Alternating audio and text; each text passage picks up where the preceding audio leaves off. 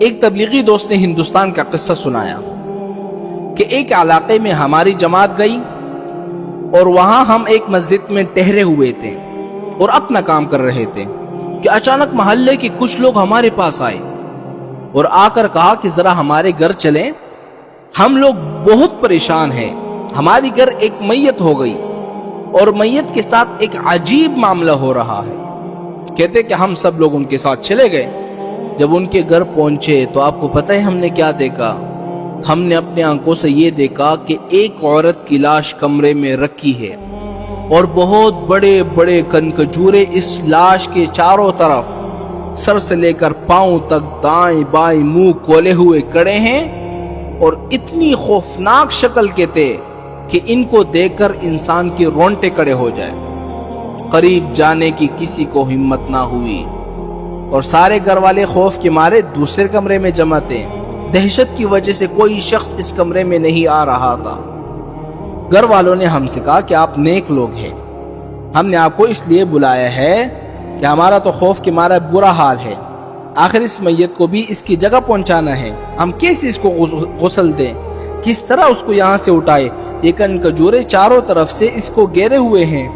ہمارا تو قریب جاتے ہوئے پانی پتا ہو رہا ہے۔ آپ حضرات کچھ پڑھیں، ایصال ثواب کریں، دعائیں کریں تاکہ کم از کم ہمیں اتنا موقع مل جائے کہ ہم اس کو اس کی قبر میں اتاریں اور یہ فریضہ مکمل کر لیں۔ کہتے کہ ہمیں بھی خوف محسوس ہوا، لیکن ہم دیکھتے ہی سمجھ گئے تھے کہ اس کو کسی گناہ پر عذاب ہو رہا ہے جس کو اللہ تعالیٰ نے ہمیں عبرت کے لیے ظاہر کیا ہے۔ کہتے ہیں کہ ہم سب لوگ ایک کونے میں بیٹھ گئے اور اس کے لیے استغفار کرنے لگے اور اللہ تعالیٰ سے دعائیں کرنے لگے کہ یا اللہ اتنی مہربانی فرما اور اتنی دیر کے لیے اس عذاب کو ہٹا دے کہ ہم اس کو غسل دیں، کفن دے کر اس کو قبرستان تک پہنچائیں اور قبر میں دفن کر لیں اور یہ فریضہ مکمل کر لیں۔ اور اس کے بعد کافی دیر تک ہم پڑھتے رہیں، استغفار کرتے رہیں، دعائیں کرتے رہیں، روتے رہیں، آنسو بہاتے رہیں۔ کافی دیر کے بعد دیکھا کہ وہ سب کھجورے اچانک میت کو چھوڑ کر ایک کونے میں جمع ہو گئے۔ بس ہم نے کہا کہ اب اللہ کی رحمت آ گئی، اس نے اپنا فضل فرمایا، اب تم لوگ اس کو غسل دو، کفن دو۔ اور فرماتے ہیں کہ ہم نے غسل اور کفن دے کر اس کی نماز جنازہ ہو گئی، لیکن جب ہم اسے قبرستان میں لے کر دفن کرنے لگے نا تو ہم نے پتہ ہے کیا دیکھا؟ جب ہم اس کو قبر میں اتارنے لگے تو وہ کھجورے قبر تک پہنچ گئے تھے اور ایک کونے میں جمع ہو گئے۔ اور اس کو دفنانے کے بعد ہم دوبارہ اس گھر میں چلے گئے پوچھنے کے لیے کہ آخر ایسا کون سا عمل تھا جس کی وجہ سے اس کو یہ عبرتناک عذاب ہو رہا ہے، اور خدا جانے اب اس کے ساتھ کیا ہو رہا ہے۔ تو اس کی ماں نے کہا کہ وہ تو نیک صالح تو نہیں تھی، بے نمازی تھی، لیکن ایک بات جو مجھے یاد آتی ہے شاید اس کی وجہ سے اس پر عذاب ہو رہا ہے،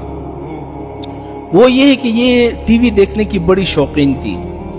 ایک دن وہ ٹی وی دیکھ رہی تھی اور اس وقت ایک پروگرام آ رہا تھا، ایک رقاصایا ایک خاص گانا گا رہی تھی اور وہ گانا اس لڑکی کو بڑا پسند تھا، اور اسی دوران اذان شروع ہو گئی۔ تو میں نے اس سے کہا کہ بیٹی اذان ہو رہی ہے، اللہ کا نام بلند ہو رہا ہے، اس گانے کی آواز کو بند کر دو، ٹی وی کو بند کر دو۔ اس نے کہا کہ اماں جان